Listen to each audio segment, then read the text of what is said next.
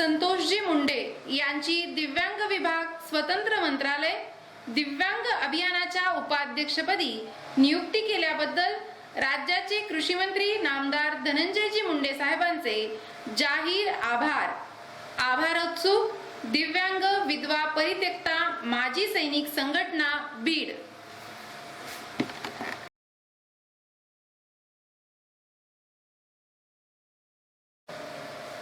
नमस्कार, आपण पाहत आहात मराठवाड्यासाठी पीसीएन न्यूज एक पाऊल प्रगतीकडे। आता पाहूया दिवसभरातील ठळक घडामोडी।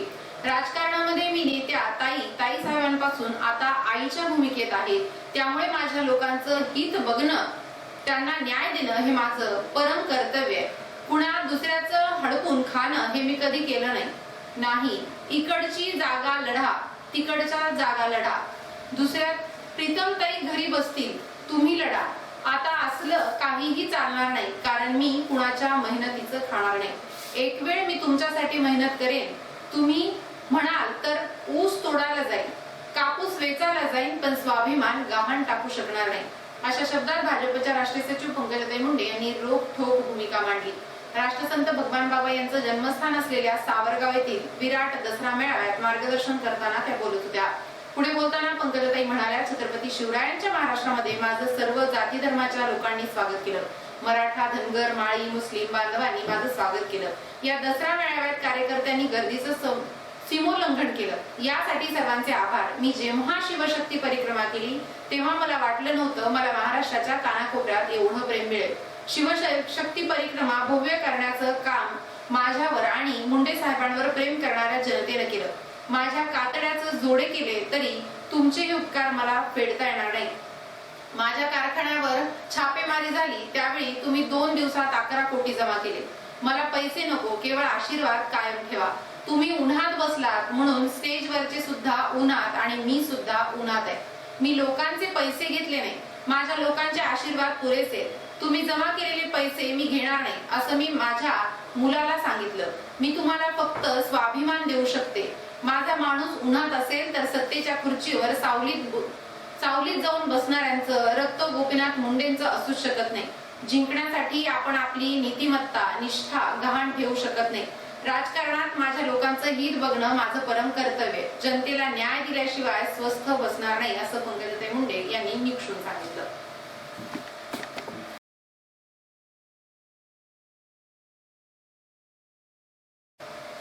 महाराष्ट्राचे कृषी मंत्री धनंजय मुंडे यांनी पीएम किसानचा पुढील हप्ता, त्याचबरोबर राज्य शासनाने जाहीर केलेल्या नमो किसान महासन्मान योजनेचा पहिला हप्ता देण्याच्या पार्श्वभूमीवर पात्र लाभार्थी शेतकऱ्यांचे ई-केवायसी पूर्ण करणे तसेच अन्य अटींची पूर्तता करण्याबाबत ऑगस्ट महिन्यापासून विशेष मोहीम राज्य शासनामार्फत राबवली होती।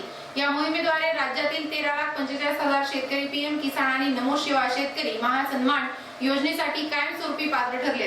कृषी मंत्री पदाचा पदभार स्वीकारल्यानंतर धनंजय मुंडे यांनी मुख्यमंत्री एकनाथ शिंदे, उपमुख्यमंत्री देवेंद्र फडणवीस, उपमुख्यमंत्री अजितदादा पवार यांच्या मार्गदर्शनाखाली स्वतः पुढाकार घेऊन कृषी, महसूल, भूमी अभिलेख आदी विभागांचा समन्वय साधून ई-केवायसी पूर्ण करणं, भूमी अभिलेखाच्या नोंदी अद्ययावत करणं, आधार बँक खात्याशी संलग्न करणं आदी बाबींची पूर्तता करून घेत राज्यातील 13,45,000 शेतकरी या दोन्ही योजनांच्या लाभास पात्र करून घेतलेले आहेत। पीएम किसान योजना जेव्हा नव्याने सुरुवात करण्यात आली त्यावेळी राज्यातील सुमारे 1,19,00,000 शेतकऱ्यांनी या योजनेत नोंदणी केली होती।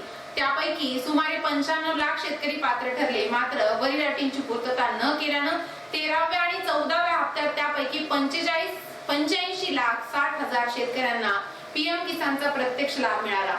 15व्या हप्त्यासाठी ई-केवायसी ची अट आता अनिवार्य करण्यात आली आहे। दरम्यान राज्य शासनाने घोषित केलेल्या नमो किसान महासन्मान योजनेतून राज्यातील सुमारे 86 लाख शेतकऱ्यांना 2,000 रुपये प्रमाणे पहिल्या हप्त्याचे गुरुवारी 26 रोजी शिर्डी येथे होणाऱ्या कार्यक्रमात प्रधानमंत्री नरेंद्र मोदी यांच्या हस्ते एका क्लिकवर वितरण करण्यात येणार असून यासाठी कृषी विभागानं 1,720 कोटी रुपये निधी उपलब्ध करून दिला असल्याची माहिती कृषी मंत्री धनंजय मुंडे यांनी दिली आहे।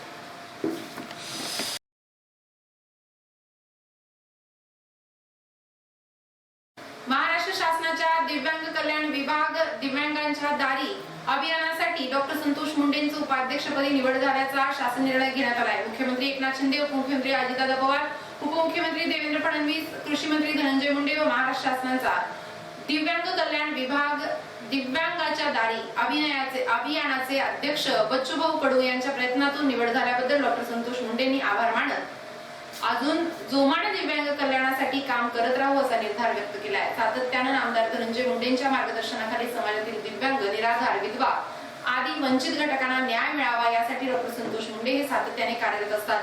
आपल्या निवडीबद्दल आमदार धनंजय मुंडेंचे विशेष आभार डॉक्टर संतोष मुंडेंनी मानले।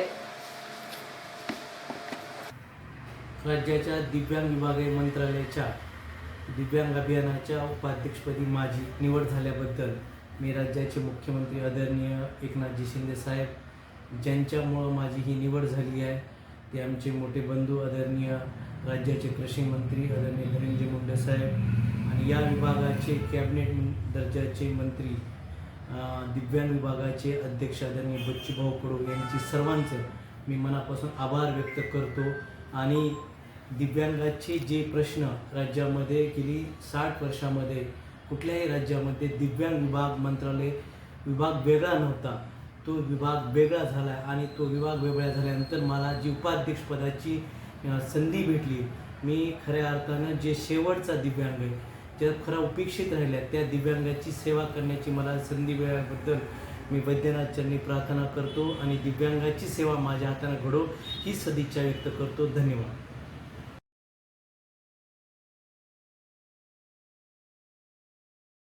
बीड जिल्ह्याच्या लोकप्रिय खासदार डॉक्टर प्रीतमताई गोपीनाथराव मुंडे यांनी इनफ्रंट इंडिया ही संस्था करत असलेल्या सेवाभावी कार्याची दखल घेऊन संस्थेतील HIV पीडित अनाथ व गरजू बालकांच्या कल्याणार्थ आपल्या खासदार फंडातून 10 लाख रुपये निधीचं पत्र दिलं। इनफ्रंट इंडिया ही संस्था गेल्या 20 वर्षापासून HIV पीडित अनाथ बालकांचं शिक्षण, संगोपन व पुनर्वसन करते। सध्या संस्थेत 67 HIV पीडित बालक असून विधवा, निराधार महिलांना आधार दिला जातो। संस्थेस कुठलेही शासकीय अनुदान मिळत नसून केवळ लोकसहभागावर हे सेवा कार्य अखंड सुरू आहे। बारगजे दाम्पत्य करत असलेले कार्य हे जिल्ह्यासाठीच नव्हे तर महाराष्ट्रासाठी गौरवाची बाब आहे। त्यांचा सर्वस्व त्याग, सेवा, समर्पण आणि निरंतरता पाहून खूप अभिमान वाटतो। हा सेवा यज्ञ अखंड ठेवावा राहावा। या संस्थेत उत्तरोत्तर रंजल्या गांजलेल्यांची, एड्स पीडितांची व वंचित निराधारांची सेवा घडावी या उद्देशाने माझ्या खासदार फंडातून खारीचा वाटा म्हणून ही समिदा इनफ्रंटसाठी सुपूर्द केली व निधीचा पत्र दिलं। लोकहितार्थ हा निधी देताना मला विशेष आनंद वाटतो असंही यावेळी खासदार डॉक्टर प्रीतमताई गोपीनाथराव मुंडे यांनी सांगितलं। मी नक्कीच संस्थेस सदिच्छा भेट देईल असं आश्वासन दिलं।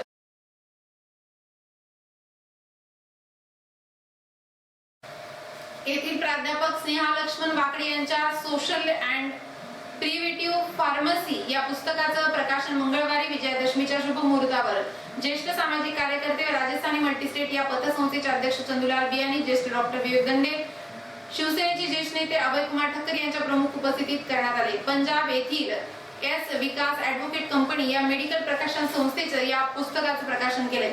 औषध निर्माण शास्त्राच्या पदवीचे शिक्षण घेणाऱ्या विद्यार्थ्यांसाठी हे पुस्तक उपयुक्त असणार आहे।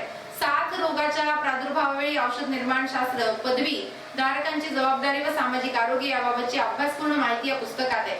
प्राध्यापक स्नेहा लक्ष्मण वाकडे यांच्यासह प्राध्यापक राहुल वाघमारे, डॉक्टर क्रांती सातपुते, प्राध्यापक विजयकुमार चाकोते यांनी संयुक्तपणे या ग्रंथाची निर्मिती केली आहे। या पुस्तक प्रकाशनावेळी अखिल भारतीय वारकरी मंडळाचे मराठवाडा विभागीय अध्यक्ष रामेश्वर महाराज कोकाटे, मराठवाडा साथीचे संपादक सतीश शेठ बियाणी, कार्यकारी संपादक ओमप्रकाश बुरांडे, शिवसेनेचे नेते संजय कुकडे, कल्पनाताई बियाणी पूर्ण ग्रंथ असून फार्मसीचे शिक्षण घेणाऱ्या विद्यार्थ्यांसाठी तो उपयुक्त ठरेल असा विश्वास श्री बियाणी, डॉक्टर दंडे यांनी यावेळी बोलताना व्यक्त केला। नाथ रोड मार्गावरील वैद्यनाथ औद्योगिक वसाहतीच्या सभागृहात हा कार्यक्रम संपन्न झाला।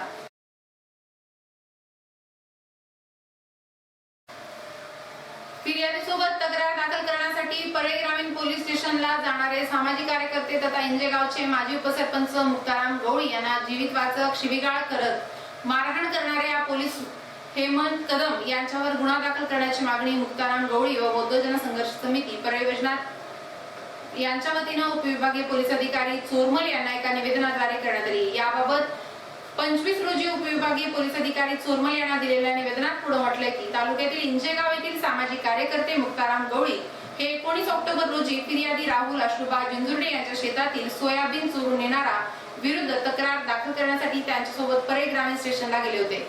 यावेळी त्यांची तक्रार तब्बल 7 ते 8 तास दाखल करून घेण्यात आली नाही. रात्री 9च्या दरम्यान पोलीस निरीक्षक हेमंत कदम हे ग्रामीण पोलीस स्टेशनमध्ये आले. त्यावेळी फिर्याद राहुल झिंजुर्डे फिर्याद देत असतानाच हेमंत कदम यांनी मुक्ताराम गवळी यांना तू कोण, तुझी लायकी काय, माझ्या समोर बसण्याची तुझी लायकी नाही असं म्हणत जातीवाचक शिवीगाळ करीत मारहाण केली. पोलीस स्टेशनच्या बाहेर हाकललं. एवढ्यावरच न थांबता गोळ्या घालून जीवित मारण्याची धमकी दिली.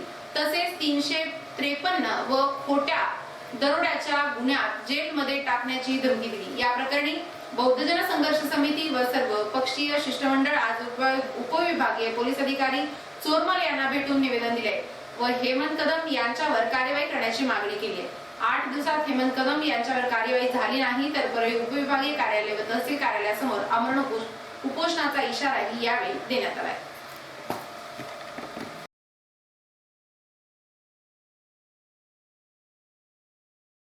जुन्या रूढी परंपरा यांना बौद्ध धम्मात अजिबात स्थान नाही असं प्रतिपादन ज्येष्ठ नेते माधवराव ताटे यांनी केलं.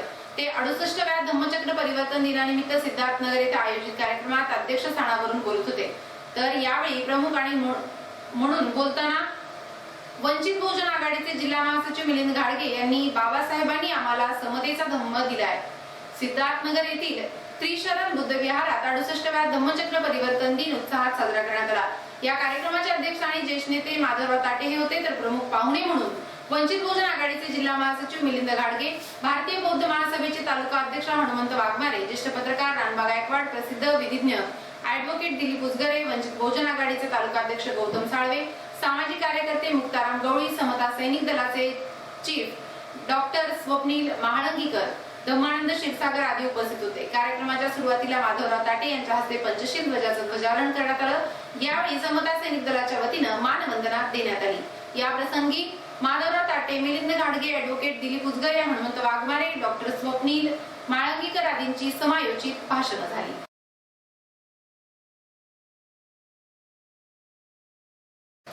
शहरातील बँकिंग क्षेत्रात ग्राहक सेवेत तत्पर व बँकिंग व्यवहारात विश्वासार्ह पतसंस्था म्हणून असलेली ओळख कायम ठेवत पतसंस्थेनं गेल्या आर्थिक वर्षात मार्च 2023 अखेर उत्कृष्ट ताळेबंद निर्माण केलाय.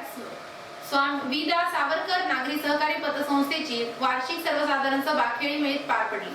संस्थेच्या कार्यात आज अध्यक्ष बाजीराव धर्माधिकारी यांच्या अध्यक्षतेखाली वार्षिक सर्वसाधारण सभा झाली. यावेळी अहवाल व ताळेबंदी सभेत सादर करण्यात आला. सरत्या आर्थिक वर्षात 31 मार्च 2023 अखेर संस्थेची आर्थिक स्थिती पाहता संस्थेचे उत्कृष्ट ताळेबंद निर्माण केला. विशेष म्हणजे अल्पावधीतच पतसंस्थेतील ठेवी 40,76,91,232, भाग भांडवल 69,57,550, कर्ज 32,58,50,649, गुंतवणूक 13,13,85,332, निव्वळ नफा 76,47,294 इतका आहे. पतसंस्थेच्या या प्रगतिशील वाटचालीत सर्व खातेदार, ठेवीदार, कर्जदार, हितचिंतक यांचा विश्वास हेच पाठबळ आहे असं अध्यक्ष बाजीराव भैया धर्माधिकारी यांनी सांगितलं. यावेळी संस्थेचे चेअरमन बाजीराव भैया धर्माधिकारी यांना Bharat Ratna doctor APJ Abdul Kalam national excellence award मिळाल्याबद्दल सभासदांच्या वतीने सत्कार करण्यात आला. या सर्वसाधारण सभेला पतसंस्थेचे उपाध्यक्ष अनिल आष्टेकर, सचिव जितेंद्र नवाडे, कोषाध्यक्ष रवी वळसे, संचालक श्रीकांत मांडे, राजाभाऊ मराठे, शुभम काकडे आदी कर्मचाऱ्यांनी परिश्रम घेतले.